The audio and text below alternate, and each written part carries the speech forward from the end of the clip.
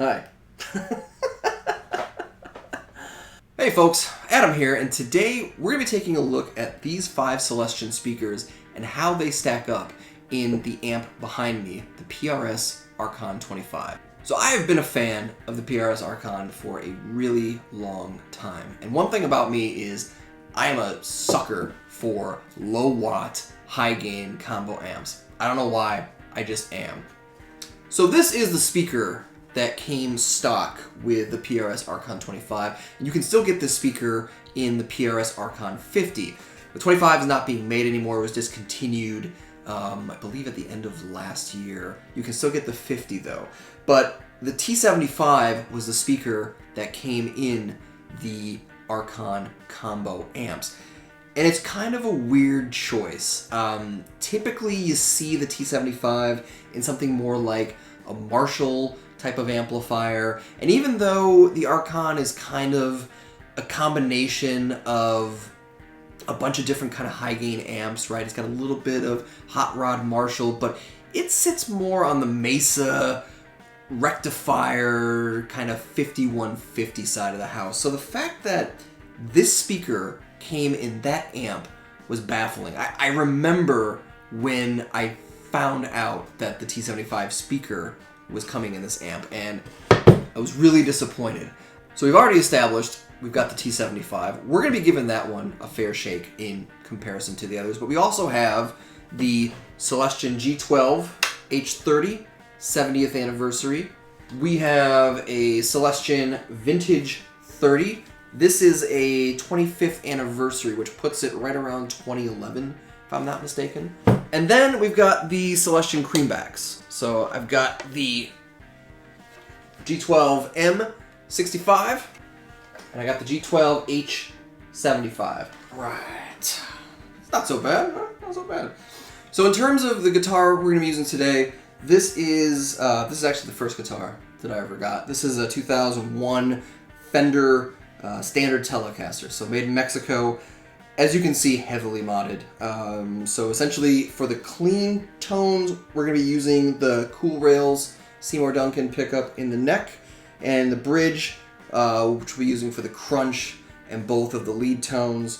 This is a Seymour Duncan custom 500K pots. I do have a coil tap on this guitar, but we're not going to be using that today. We're just going to be doing the full, both humbuckers, just to give you a sense for how that sounds. A couple things to know, volumes. Lead channel and clean channel will both be right around 10 o'clock. We're going to be running it in full power mode. In terms of the EQ, everything is straight up 12 o'clock in terms of EQ settings. So presence, depth, bass, middle, treble for both channels. One thing to keep in mind, for the clean channel, the bright switch will be on, just because it otherwise sounds really, really dark without it. But the lead channel, we're going to have the bright switch off. And so with that, let's have a playthrough, and then I'll come back at the end, and we will have a chat about what we heard and what we think. Talk to you in a bit.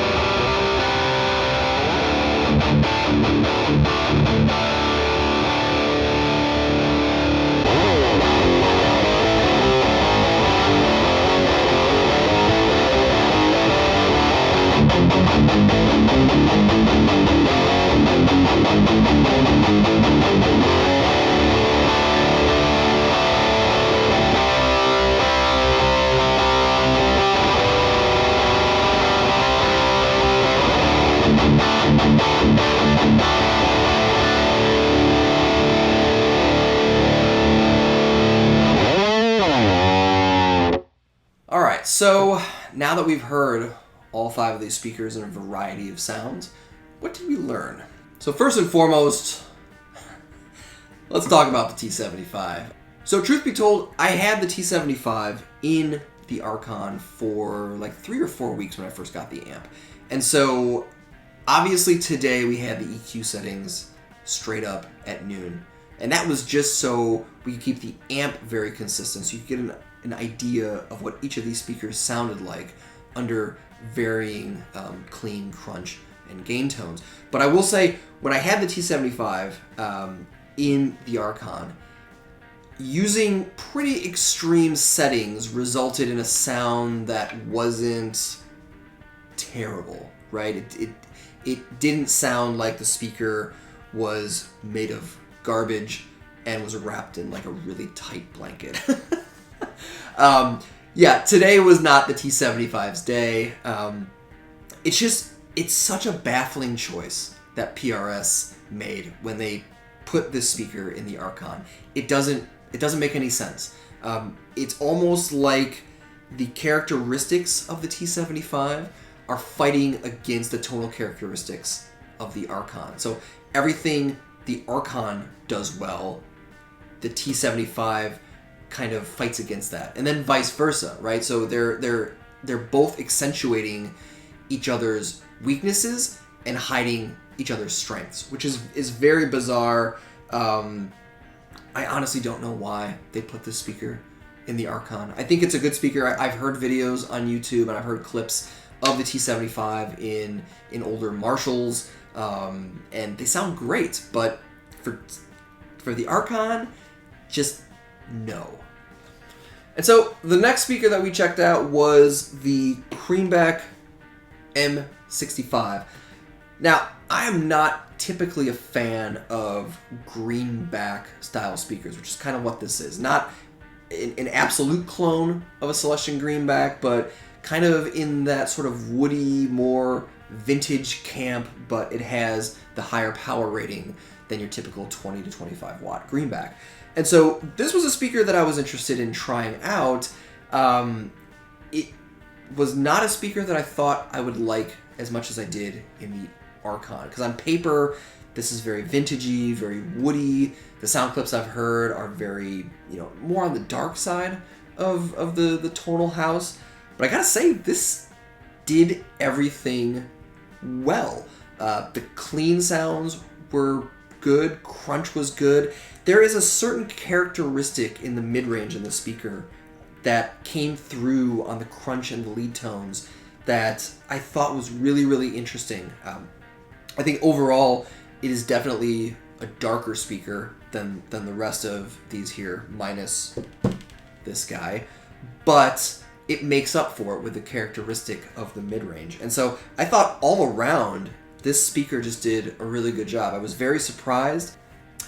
Now, the other thing to keep in mind is that with the M65 and the T75, these have a lower efficiency rating than these three up here. So the M65 and the T75 clock in at 97 dB, whereas the Creamback 75, the G12-H30, and the Vintage 30 come in at 100 dB. And so being a bedroom player, it's kind of nice having a speaker that's a little bit quieter, all things, especially volume, kept constant. So that was another benefit. It was one of the only benefits of the T75. It was more manageable in terms of volume, but then especially in the M65 as well. Now talking about the Creamback H75, like I said, with the Creamback M65, I was surprised by it. I didn't think it was going to sound as good as it did in the PRS Archon. I was surprised by the Creamback H75 as well, but for the completely opposite reasons. On paper, when I bought this speaker, I thought this was going to be the one. I was like, yeah, this is it, H75. It's got the right specs. Everyone seems to love it online. Sound clips sound good. Let's do this. It just did not sound great, which is kind of shocking. I will say this is, out of all four of these speakers, this is by far the newest one. It has under 10 hours of playing time on it. I know this was brand new. I bought it thinking it was going to be a used speaker off of Reverb, and then when I installed it, I actually had to pop through the kind of the overlapping tabs here. So I knew that it had never been mounted in a cabinet before, and so knowing full well that speakers do take a little while to break in, I don't know if it had the same advantage of break-in as these four. I know it totally didn't. That being said, break-in can only do so much. It will definitely warm this up, make it a little bit less stiff sounding, which you could totally hear in the sound clips, but there was just something to the mid-range character that was really brash. It just sounded like it was just too much. And maybe that had more to do with the fact that we're in an open back cab. It's a smaller amp. Maybe it would do better in a closed back cab situation. I'm not sure. So moving right along to the G12-H30. This was an interesting one. I knew that this speaker was going to win the day on the clean channel, and it absolutely did. The cleans were gorgeous on this speaker. I loved playing through it. I played through it way longer than what was recorded, just because it sounded so nice, especially with the Cool Rails pickup. And that didn't come as a surprise to me because normally this speaker lives in a Blackstar Artist 15, which is used but for like lower to kind of mid-gain type of playing, as well as a pedal platform. And this speaker absolutely slays in the Artist 15. So if you have an Artist 15 and you're looking to replace the stock V-type that comes in there, check this out. This is an awesome speaker for the Artist. So clean and crunch, I thought were pretty good. Admittedly, I thought it kind of fell apart on the lead channel. In the room, the speaker almost felt like it was going to explode. That's kind of what it sounded like. I don't know if that came across in the recording, but it didn't sound as composed as any of the other four speakers. So there was a weird quality to the distortion. Again, I think like the T75, some of the characteristics of this, especially on the lead channel, were fighting against the Archon. I would say if you are a player who happens to come across the Archon and you, for some reason, don't play metal and you play clean and kind of bluesy, sort of like low to mid-gain rock sounds, this might be the speaker for you, especially clean. Best out of all of these by far. And so now we come to the prodigal son, the Vintage 30. It's been one of my kind of go-to speakers for a very long time. As long as I've been playing guitar, I've been using Vintage 30s. It's going on well over 20 years now. There's just something to the sound of a V30 on high gain that is just undeniable. But the real question is, how did it sound in the Archon 25? It's interesting. This speaker gave me the most immediate positive reaction, meaning going through the clean channel, it was alright. Crunch channel started to get better. As soon as we kicked in the lead channel with the V30, it just sounded awesome. Like right away, I was like, wow, that is the sound. I honestly think that PRS probably should have put this in the Archon 25 just to start out, just because the segment of players who are going to buy the Archon 25, I don't know if people like low to mid-game players were buying that amp. I think it was bedroom metalheads or people that needed more of like a low watt combo platform, something lighter than the Archon 50. And this delivers. Right out of the gate, it delivered, even with all the controls at noon, just purpose-built for the tonal characteristics of the PRS Archon, and not shocked at all. What I will say is, and this is the Achilles heel of the Vintage 30, is that upper mid spike that helps you cut through a mix. But if you are a bedroom player like myself, it gets annoying really, really, really fast. This is no exception, especially in an open back cabinet. It did not sound great after about 20 to 30 minutes of playing. It got downright annoying. You combine that with the 100 dB efficiency rating, and it was not a good long-term fit. However, for some situations, I think that this would be, I think for high gain, this would be the best choice. If you had to have just one of these speakers and you play the types of music that the Archon was designed for, this is your speaker, absolutely. So to wrap up, I think that every single one of these speakers has its own application, even the G12-T75. I just think that through this comparison, it became abundantly clear that this was not the right choice for the PRS Archon combo. I think PRS totally messed up. The real question is, of these 5 speakers, which is going to go into the Archon? As you can see, it is empty right now. There is no speaker in there because, well, all my speakers are they're right here.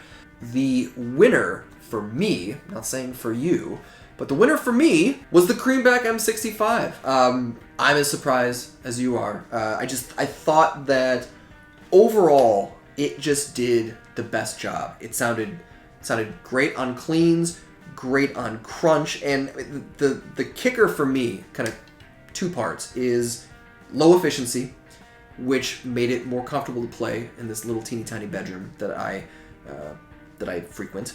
And the fact that it had this, and you can hear this in the clips, like I said before, it has this undeniable characteristic to the mid-range, and I just fell in love with that. It is definitely not something that I would have gone for even 10 years ago. Like I said, I've been a Vintage 30 fan for years, and so I thought at the beginning of this comparison that the V30 was going to come out a winner, and if not the V30, the Creamback H75, and I was wrong. It was the M65 all day, and I'm really happy with it. So even though I've kind of made my decision on the Creamback M65, I want to know your thoughts. I want to know what you thought of these 5 speakers and what your favorite was, or what your least favorite was. I mean, there may be some of you out there, I'm sure there's going to be folks in the V30 camp There's probably even going to be some folks in the T75 camp, and that is totally cool. That's why we do videos like this. And if you want to see more, especially the closed back cab video that we're going to do in the future, make sure to subscribe, and I will talk to you next time.